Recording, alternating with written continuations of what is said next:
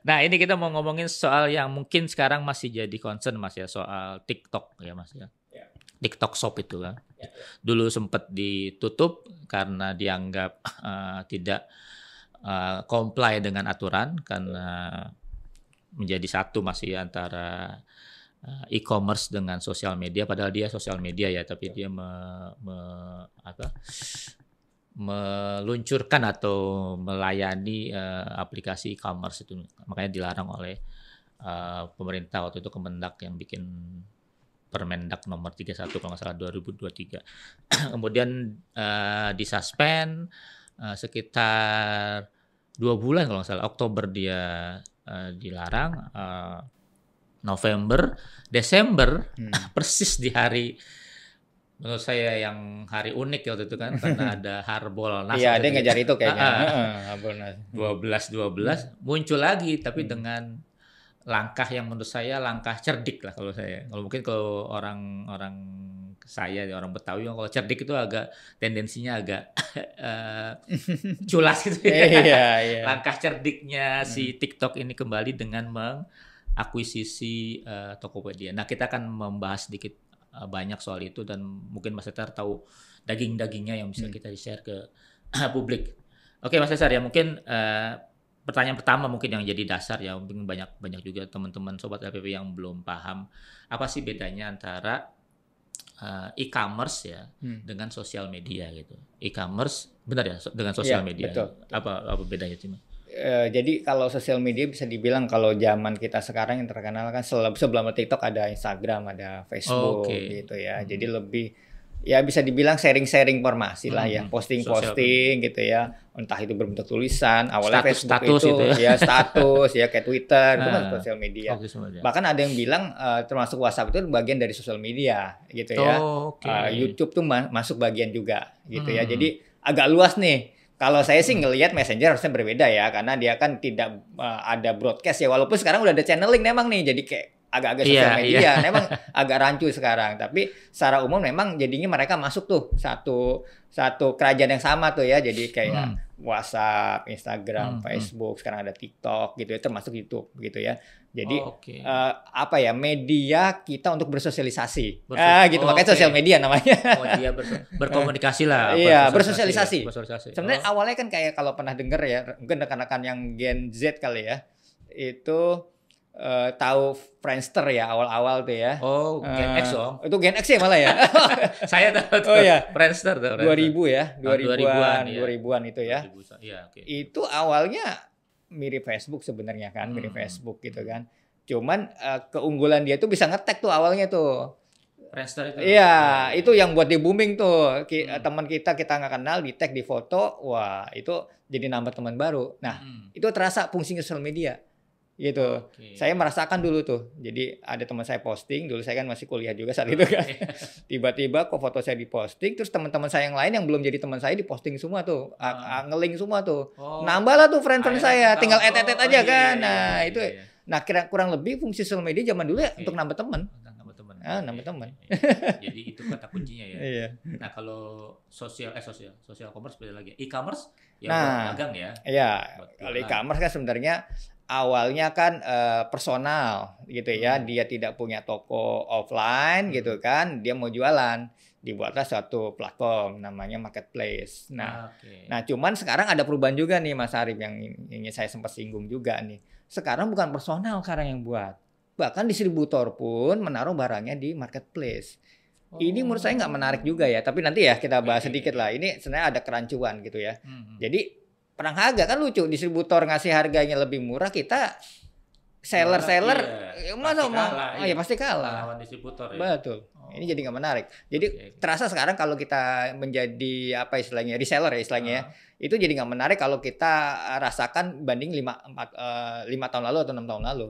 Gitu karena persaingannya makin ketat. Nanti kita bahas tuh gimana distributor udah mulai masuk ke e-commerce ya, marketplace ya. Jadi perbedaan intinya adalah kalau yang ini memang buat dagang, kalau yang ini buat nyari teman gitu gampangnya ya.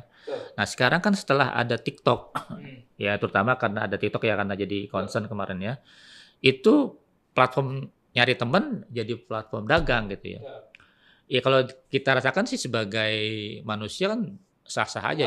Cuman ternyata emang itu tidak sesuai sama aturan gitu. Makanya atau malah aturan itu muncul gara-gara ada itu ya Permendak gitu. Sebenarnya gini, kita selalu melihat yang bermasalah adalah ketika sosial media melakukan transaksi, gitu kan. Padahal sosial media tempat berkumpul sebenarnya. Betul. Di mana-mana Mas, kalau misalnya jari zaman dulu, kalau di daerah saya di daerah Bintaro tuh ada pasar malam tuh Mas, tempat berkumpul, ya kan? Pasti ujung-ujungnya ada tukang jualan ya, gitu kan? Pasti ada, walaupun cuma malam minggu misalkan gitu, atau satu hari lah biasanya, nggak tiap hari memang biasanya gitu. Nah, satu pekan sekali lah biasanya. Intinya ada tempat berkumpul, di situ ada potensial kita untuk melakukan transaksi lah, gitu, jual beli lah. Nah, apa beda dengan sosial media? Gitu. Jadi kalau menurut saya sempat buat juga artikel tentang ini. Sebenarnya pemisahan sosial media dengan marketplace ini melawan di Islam itu sunatullah gitu loh. Iya. Sebenarnya udah jadi kebiasaan ya. Iya. Lo orang untuk ngumpul, ujung-ujungnya pasti untuk transaksi gitu loh.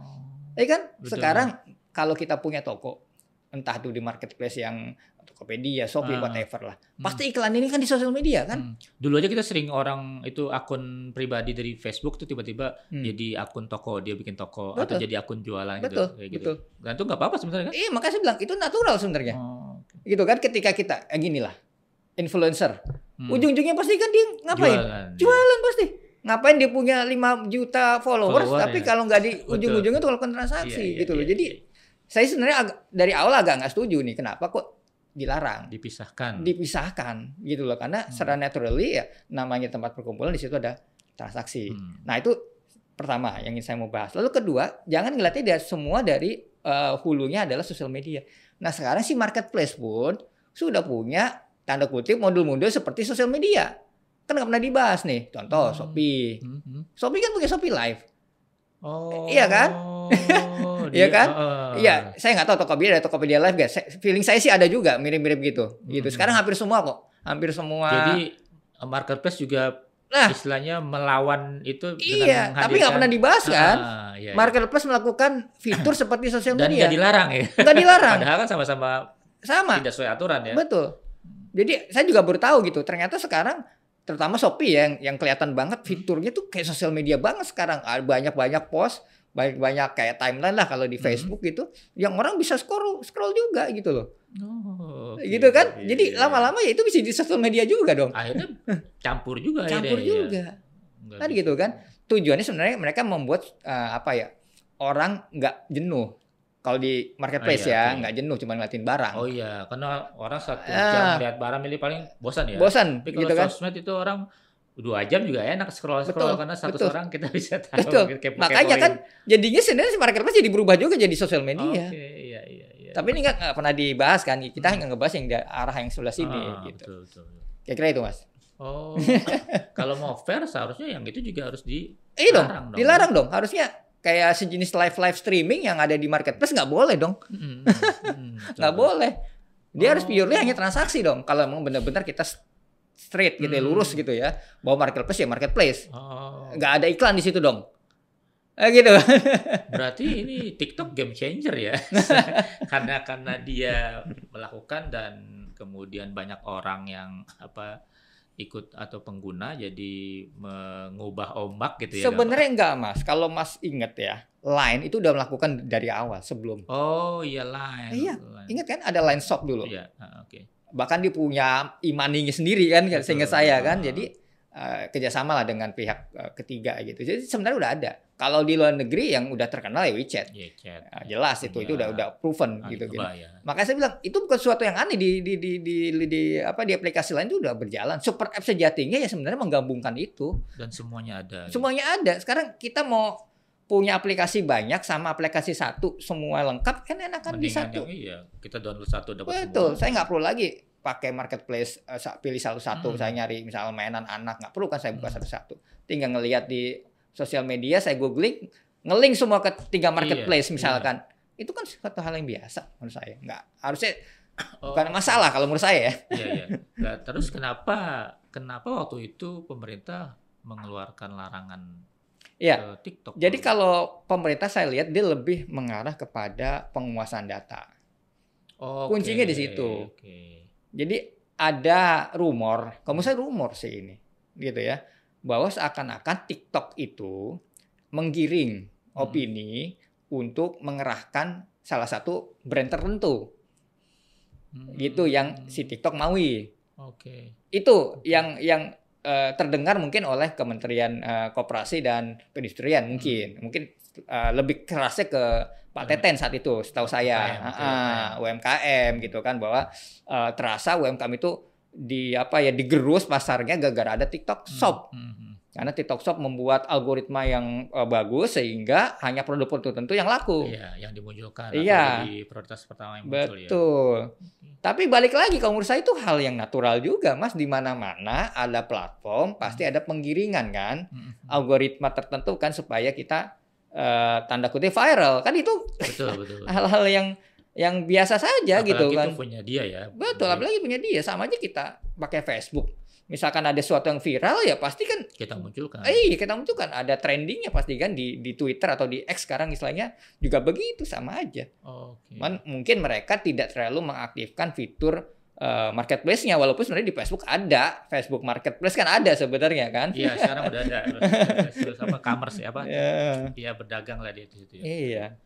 Gitu. Cuman memang secara bisnis mungkin mereka nggak terlalu fokus di Indonesia. Jadi gitu karena kan. kekhawatiran itu aja ya dia. Iya, jadi seakan-akan kalau TikTok ini menguasai platform, dia menguasai pasar, udah nggak ada lawannya.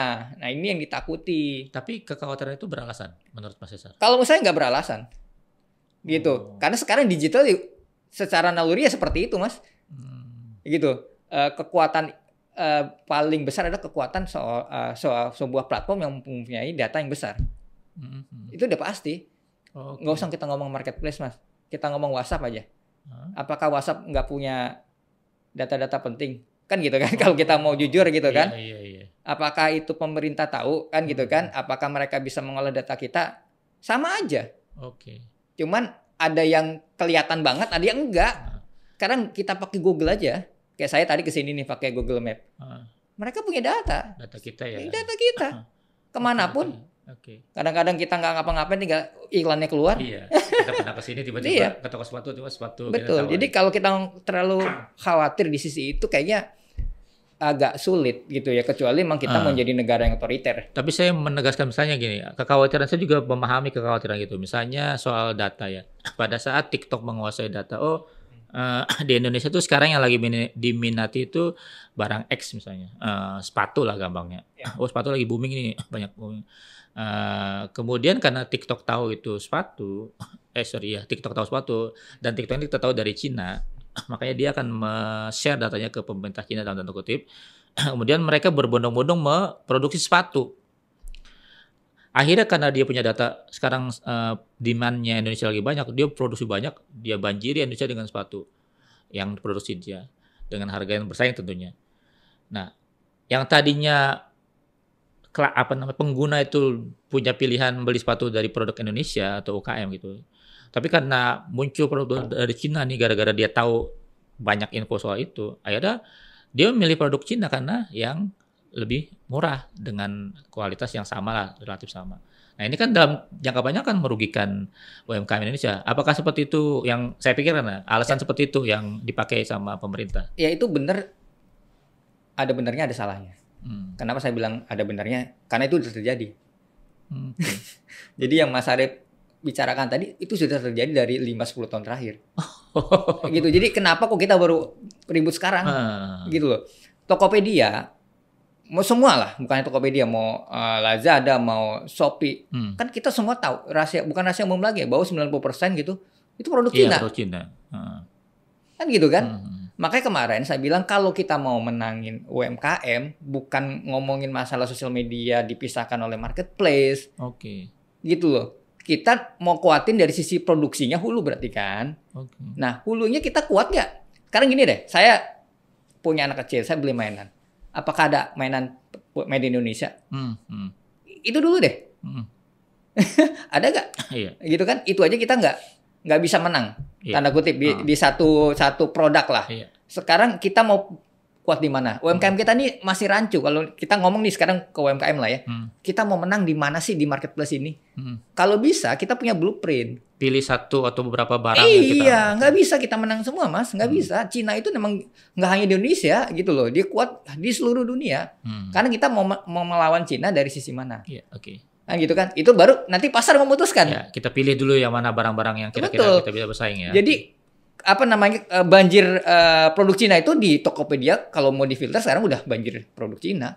Bukan karena TikTok gitu misalnya. Itu udah terjadi. Oh, okay. Berarti kekhawatiran itu sebenarnya udah terjadi ya? Udah terjadi. Kalau itu jadikan alasan dan kenapa momennya sekarang itu juga muncul tanda tanya juga ya? Tanda tanya. Saya kan sudah pernah berbicara langsung dengan penjual yang ada di TikTok, yang ada di marketplace, Shopee maupun Tokopedia. Tahu apa analisa saya? Ternyata penjualnya sama, Mas, tiga-tiganya. Dia jualan di Tokopedia, dia jualan di Shopee, dia jualan di TikTok gitu. Oh. Dan laku, dibilang laku semua. Di Tokopedia saya laku, di Shopee saya laku, di TikTok saya laku. Cuman emang ada beberapa varian produk yang lebih laku di TikTok. Gitu, ada memang beberapa kategori lah lebih cocok di TikTok. Kalau yang kayak laki-laki maskulin mungkin lebih banyak di Tokopedia kan gitu. Kalau emak-emak lebih banyak di Shopee. Itu kan masalah market segmen. Iya, akhirnya dia sudah tahu segmennya sendiri. Tahu, akhirnya si pedagang tadi tahu. Gue kalau mau jualan yang model barang ini, aksesoris misalkan, cewek bagusnya di TikTok. Oke. Itu kan kalau dasar-dasar mungkin bagusnya di Shopee misalkan, gitu kan. Kalau jualan spare part mobilnya di Tokopedia, gitu kan. Oke. Intinya apa, pedagang merasakan nggak ada masalah kok. Ini bagi dia hanya channeling baru kok, gitu. Kalau menurut analisis Mas Tesar, kira-kira apa jadi yang landasan pemerintah kenapa baru kali ini mengeluarkan larangan itu, dan ya kita nanti diskusikan lagi kenapa akhirnya TikTok sekarang udah boleh lagi buka ya, tapi kenapa melarang dan kenapa kali ini gitu? Sedangkan ada masalah udah 15 tahun tahu sudah banjir. Iya, makanya saya bilang ini kan kalau menurut saya ini ada rumor lah, ada bisikan lah tanda kutip ya, terutama ke Kementerian UMKM gitu ya, bahwa gara-gara TikTok Shop Tanah Abang sepi kan gitu kan. Awalnya kan gitu kan ceritanya kan. Iya, kayak UMKM ada yang protes kan gitu kan. Wah, nih gara-gara TikTok nih kita penjualan turun kan gitu kan. Jadi ada blaming lah ke salah satu platform gitu kan. Kan menurut saya ini nggak berdasar kan gitu kan, tapi ini terlalu didengarkan mungkin oleh pihak kementerian gitu kan, sehingga dibilang tadi ada ketakutan jangan-jangan nih produksinya begini-begini, padahal itu udah terjadi di marketplace yang lain juga udah terjadi gitu kan. Lalu ada isu juga tadi penguasaan data, ketika ada marketplace ada sosial media dan marketplace digabung, berarti dia punya power yang luar biasa gitu, yang terbatas, yang ditakuti gitu. Iya. Lebih ke situ sih Mas saya lihat. Jadi pemicunya Tanah Abang itu berarti. Iya, Tanah Abang itu gitu kan. para penjual di sana yang sepi akhirnya ngeblame-nya TikTok gitu. TikTok. Dan sayang lagi langsung dipercaya. Betul. Padahal enggak seperti itu. Padahal saya bilang tadi, yang jualan di TikTok itu jualan juga di Tokopedia, jualan juga di Shopee, produk yang sama. Jadi orang-orang Tanah Abang justru nggak menggunakan itu ya berarti. Nah, kan setelah itu kan baru mereka mulai belajar kan. Oke. Kan gitu kan, padahal itu pasar baru kan, ini kan masalah apa namanya tadi ya, segmentasi pasar. Nggak semua juga laku di TikTok Mas, kan gitu kan. Kita juga harus tahu, kayak jualan spare part di TikTok yang nggak laku kan gitu kan. Ya kita harus pintar-pintar di situ. Ini kan masalah ilmu baru gitu kan, adaptasi keilmuan baru. Nah, sehingga harusnya disitulah penekanan. Ya termasuk Kominfo lah melihat itu. Dan yang pasti sekarang offline udah mulai berkurang gitu, artinya orang sudah mulai pindah ya. Maka saya bilang ada lagi segmennya. Jadi, nah ini menarik kalau kita bahas di luar marketplace ya. Sekarang restoran Mas kembali rame, jangan salah. Nah, yang offline mulai turun. Online mulai turun maksud saya. Offline naik, online mulai turun. Taruhlah kayak GoFood sama GrabFood itu turun Mas sekarang. Turun, jangan salah. Karena orang udah mulai lebih baik datang. Karena ada pemicunya, mereka naikin harga. si GrabFood sama. Oh iya. Masalah itu lagi iya, kan. Betul. Ada fee admin lah, Iya, ada iya. whatever lah yang saya merasakan yang banget tuh ya. Ya ngapain? Iya. Gitu kita beli nasi goreng 15.000, ongkirnya 15.000 juga Betul. gitu kan. Nah, itu kan makanya saya bilang itu kan segmentasi. Lama-lama ya udah kalau lagi hujan ya gimana kan gitu kan. Ya udah akhirnya kebeli juga. Adopsi. Nah, seharusnya juga di non makanan juga berlaku seperti itu kan ya? Sama. Pada saatnya. Makanya kalau mau kita bahas sedikit ya sama kayak Genius kemarin kolaps ya gara-gara itu juga. Nah, ini menarik. Ya kan? Genius juga kemarin. Tapi ntar kita tunggu. Ya. Kita sisakan tuh. Betul, fenomenanya semua mirip. Segmented lah ini kunci kan. Kita pinter-pinter mencari segmen kita, itu aja sebenarnya. Oke. Nah, tapi kan TikTok kan rada fenomenal kalau boleh dibilang ya. Karena dia begitu muncul akhirnya orang menganggap itu adalah biang dari sepinya Tanah Abang. Kemudian si Kemenkop UKM merespon Permendak keluar dan akhirnya ditutup gitu. Nah, yang menarik lagi nih, ya ini saya mau nanya sebelum ke situ ya. Sebenarnya para pengguna itu merasakan manfaatnya banget ya TikTok itu ya. Karena saya lihat juga memang komennya lebih lucunya. Itu lucunya. Tadi kan saya bilang saya pernah survei langsung Mas ke user, tentu user yang saya kenal dulu lah gitu ya, termasuk orang rumah lah yang paling sering gitu kan. Ada TikTok Shop, enak nggak? Pada seneng lah. Gitu kan, karena barangnya jelas karena di video kan, terus harganya lebih murah. TikTok saya nggak tahu ya, kenapa TikTok emang lebih murah dibanding yang lain. Dibanding yang lain gitu ya, barang-barangnya emang lebih murah. Terus pedagang yang paham gitu ya, dagangan yang laku di TikTok tuh memang luar biasa Mas. Bahkan ada yang sampai 24 jam kasarnya begitu kan, dia buat toko gitu kan, sampai malam-malam dia laku. Bahkan ibu-ibu rumah tangga cuma jual dasar aja bisa tanda kutip punya penghasilan yang luar biasa. Jadi yang dirugikan siapa? Kan itu kan pertanyaan saya dari kemarin, yang dibilang ada yang dirugikan siapa? Produsen misalkan. Ya produsen yang mana yang dirugikan? Toh itu produknya juga udah lama kok yang dijual, bukan ujuk-ujuk baru datang kok itu. Memang ekspor impor di Indonesia prosesnya cepat kan nggak mungkin gitu kan. Akhirnya secara turnover juga muter kan. Jadi kalau menurut saya nggak dirugikan kalau dari sisi user maupun pedagang. Gitu. Kalau dari sisi Kementerian Perdagangan ya lain cerita ya. Mungkin mereka punya data yang lain. Saya mungkin lebih politis seperti keputusannya ya. Betul. Oke, kita nggak tahu lah, lakukan kita undang kementerian lah untuk bertanya lah soal ini ya.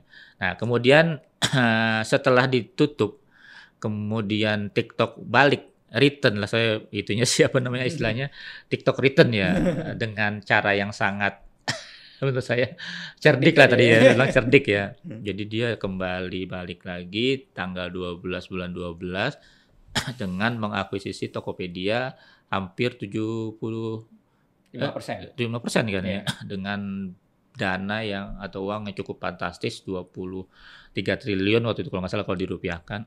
Ya menurut saya sih memang itu peanut lah kalau menurut saya kalau ukurannya TikTok ya. Cuma kalau kita melihat udah banget ya.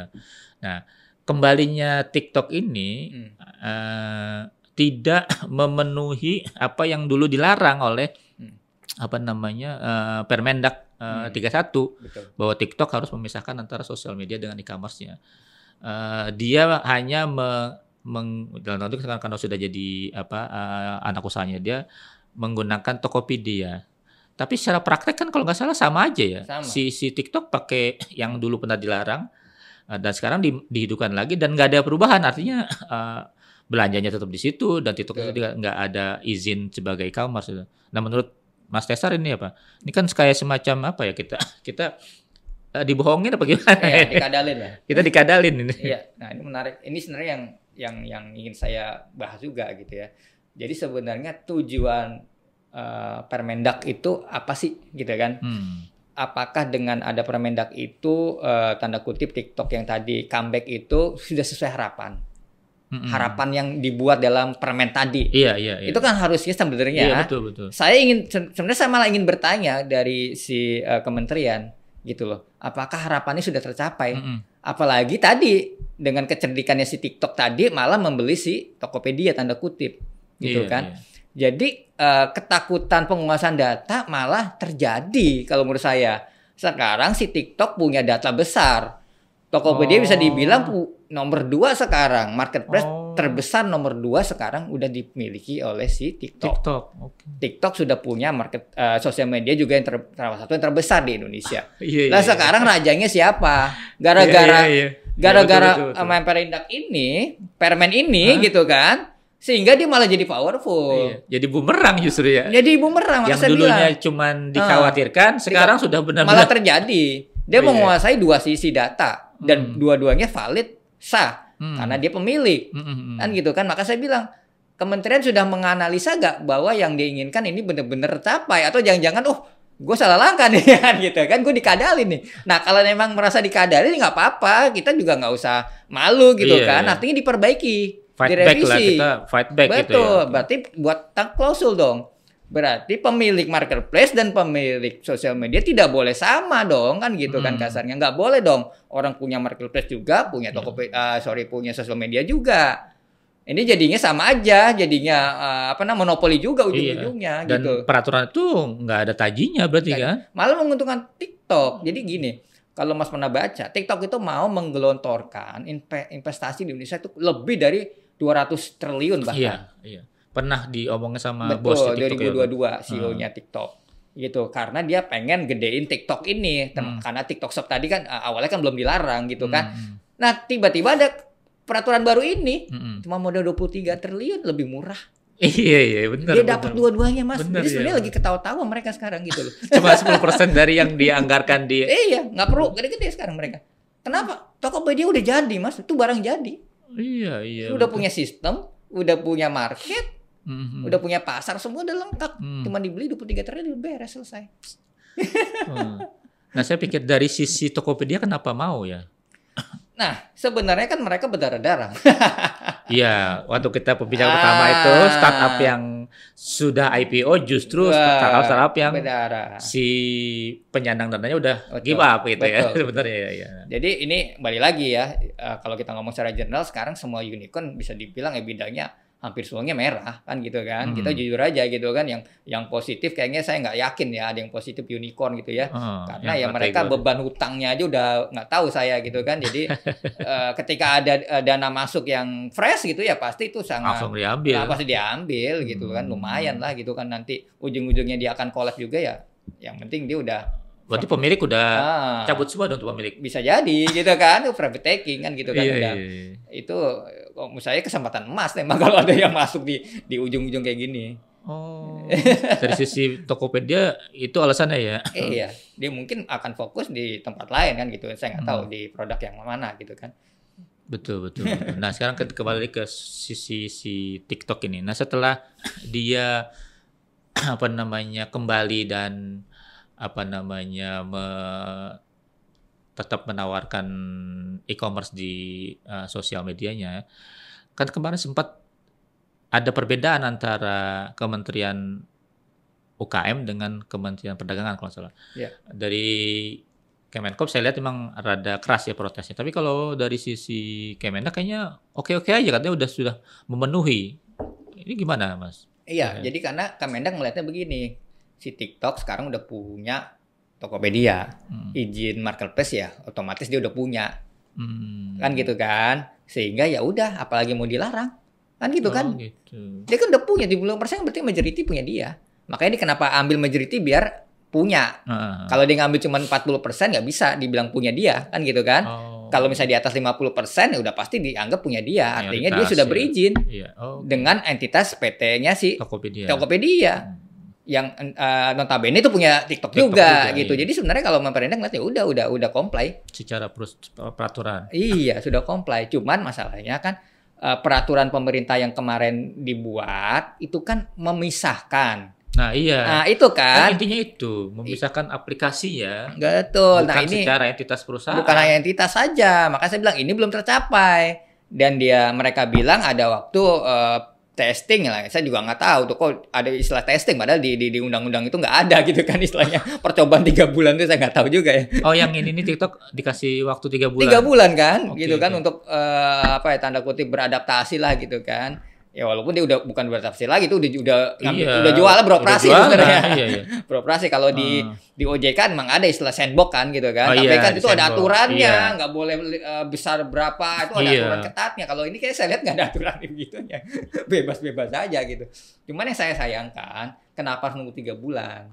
Gitu kan. Mestinya kan ini peraturan dari Memperindak kan. Memperindak langsung ngelihat dong. Ini komplain apa enggak, langsung aja ngomong gitu loh. Ini nggak kalaupun mau itu 1 hari 2 hari atau 10 hari lah ya. Saya nggak mau nanti jadi polemik. Nanti di bulan ketiga tiba-tiba Memperindak ngomong enggak nih, nggak sesuai aturan, ditutup lagi, rame lagi. Kan gitu kan. Iya betul. Rame lagi, nanti ujung-ujungnya jadi tanda kutip kita disalah-salahin gitu kan. Ujung-ujungnya TikTok jadi playing victim kan, bisa jadi gitu lagi kan. Dia merasa dipersulit. Bersulit dong, gue udah beli ini gitu. Nah, daripada itu terjadi nanti 3 bulan ke depan, mending sekarang.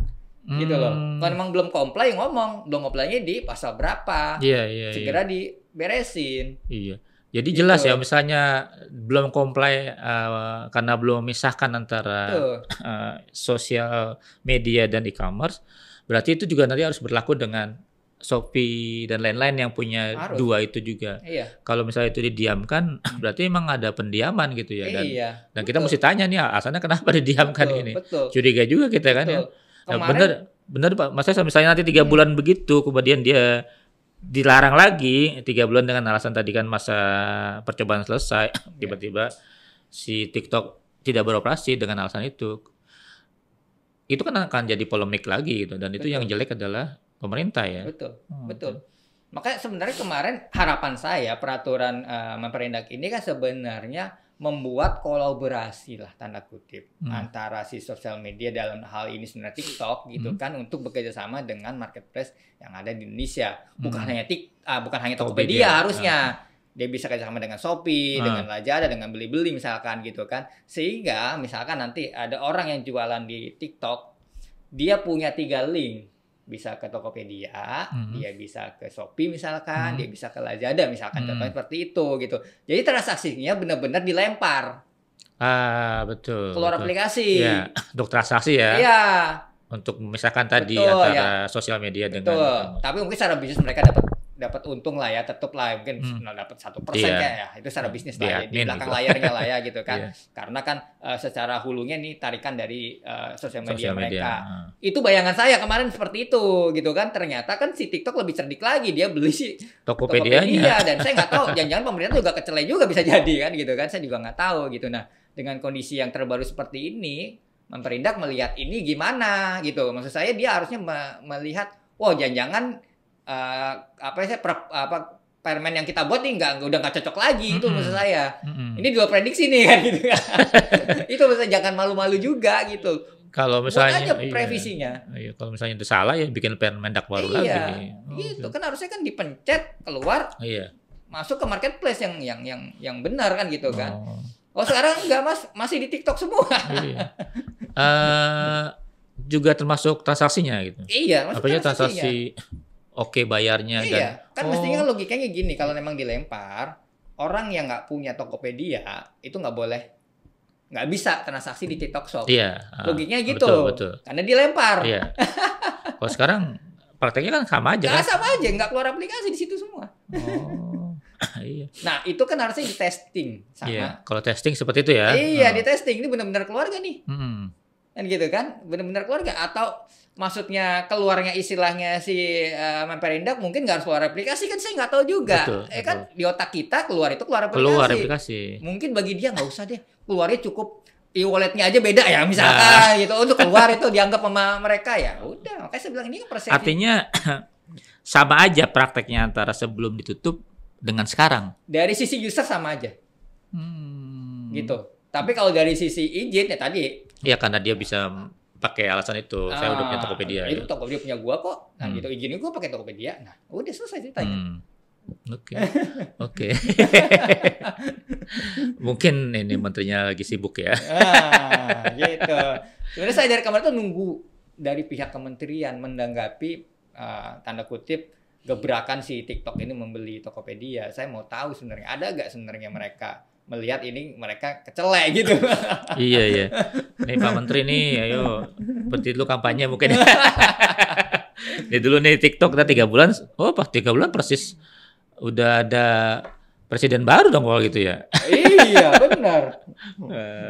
Oke, Mas Tesan. Nah, sekarang kita ke soal tadi ya, ancaman pengolah data itu sudah ya. Jadi ditegaskan lagi bahwa sebenarnya setelah ini ya, kita di luarin ya, di luar apa namanya?